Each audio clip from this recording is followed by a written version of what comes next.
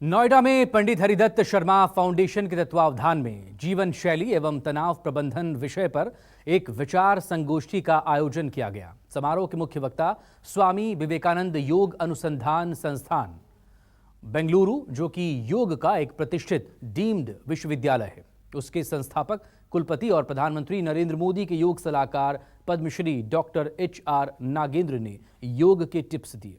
प्रधानमंत्री नरेंद्र मोदी के योग के सलाहकार डॉक्टर HR नागेंद्र, आचार्य डॉक्टर HR नागेंद्र ने कहा कि जब हम अपनी कार्यशैली में आनंद का अनुभव करने लगेंगे तो तनाव छूमंतर हो जाएगा। युवाओं को ज्यादातर समय परिवर्तनों का सामना करने और इस तरह की विविधताओं का सामना करने में कठिनाई होती है, इसलिए मनुष्य को ये चिंता और तनाव की ओर ले जाता है।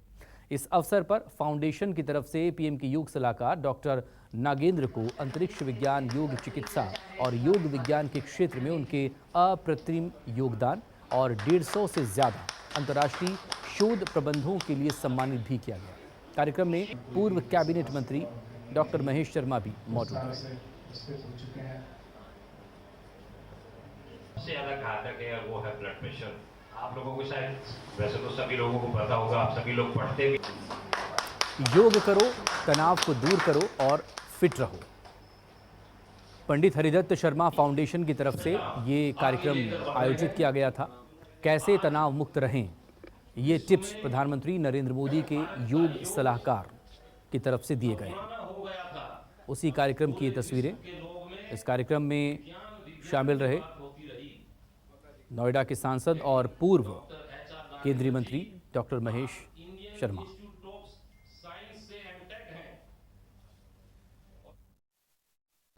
आज की भागती दौड़ती जिंदगी में या आज की जीवन शैली को किस तरीके से तनाव मुक्त करें, क्योंकि मुझे लगता है कि आज का सबसे बड़ा शत्रु है तनाव। और इस वक्त मेरे साथ मौजूद हैं प्रधानमंत्री नरेंद्र मोदी के योग सलाहकार और साथ ही साथ बेंगलुरु डीम्ड विद्यालय स्वामी विवेकानंद अनुसंधान संस्थान के कुलपति HR नागेंद्र जी। स्वामी जी, सबसे पहले आचार्य जी बहुत बहुत धन्यवाद न्यूज़ 24 के साथ जुड़ने। थैंक यू बहुत। सबसे बड़ा आज विषय है कि तनाव किस तरीके से स्ट्रेस को कम करे। युवाओं में देख लें, हम बच्चों में देख लें, हम बड़ों में देख लें, इतने जोरदार से बढ़ रहा है। बच्चों से लेकर पहले एग्जीक्यूटिव्स के लोग पास थे, वो ज़्यादा हो रहा था, परंतु धीरे धीरे उतर कर बच्चों से भी हो, माम कितना तनाव, वो रो रहे हैं, ऐसा हो रहा है। तो इसके कारण क्या है कि अपना जीवन पद्धति में ये हो गया। हमारा एजुकेशन सिस्टम में जो सिखाना वो नहीं सिखा रहे हैं उनको। सिर्फ उनको तेज़ी से भागना, उसको बहुत शार्प करना है, इंटेलिजेंट करना, इनोवेटिव करना, फास्टर माइंड, ऐसा कर रहे हैं। परंतु मन को शांत करने का जो विधि है, इसको योग में बोलते हैं मन प्रशमन उपाय। प्रशमन करने का ये हम पूरा से पूरा छोड़ दिया।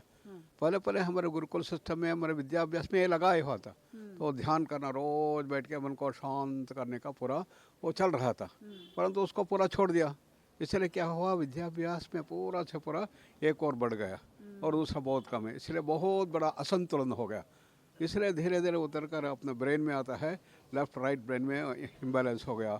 और 10 सेकेंड अगर मैं आपसे जानना चाहूँ, क्या सही तरीका है? माना कि बहुत ज़्यादा दौड़ती भागती ज़िंदगी है, किसी के पास समय नहीं है, मैं कहती हूँ अगर वो मेट्रो में है, बस में है, कार में है, तो भी वो किस तरीके से स्ट्रेस को मैनेज कर सकते हैं? बिल्कुल, इसके लिए हमको वो सीखना है। इसके योग का विशेष पद्धति को हम डेवलप किया, उसको आवर्तन ध्यान बोलते हैं। आवर्तन ध्यान अपना मांडूक्य उपनिषद के आधार पर बनाया गया है। इसलिए कैसा वो असंतुलन को संतुलन में लाना है, इसको हम सिखाते हैं। बहुत सरल है और अभी 40 साल से चालू है। बहुत 1 लाख से ज़्यादा एग्जीक्यूटिव लोग और दूसरे लोग उसको उपयोग किए हैं। थोड़ा सा अगर हम करके देखें स्वामी जी आपके माध्यम है, उसमें पूरा आसन है, प्राणायाम है, ध्यान है, पूरा आधा घंटे का है। परंतु इसमें बहुत 1 मिनट का भी है, उसको IRT बोलते हैं, इंस्टेंट रिलैक्सेशन टेक्निक। पूरा शरीर को टाइट करके एकदम ऐसा छोड़ देना, बैठ के कर सकते हैं, लेट कर सकते हैं ऐसा। उसके बाद सांस को धीरे धीरे सांस लेना और छोड़ना, लेट के पेट के ऊपर हाथ रखना, ऐसा करते जाना। ऐसा करते करते करते धीरे धीरे मन शांत होगा, क्योंकि ये सांस के ऊपर नियंत्रण पाएंगे, मन के ऊपर नियंत्रण आ जाएगा। मन को सीधा नियंत्रण मिलना बहुत मुश्किल है, इसलिए पता नहीं पता ये तुम सांस के ऊपर, मन बड़ा विचलित है। अच्छा आचार्य जी, एक और चिंता का विषय पूरी दुनिया में फैल रहा है एक बार फिर से, कोरोना। तो कोरोना फिर से आ रहा है, योग में तो इसके भी उपाय हैं, क्या कर सकते हैं?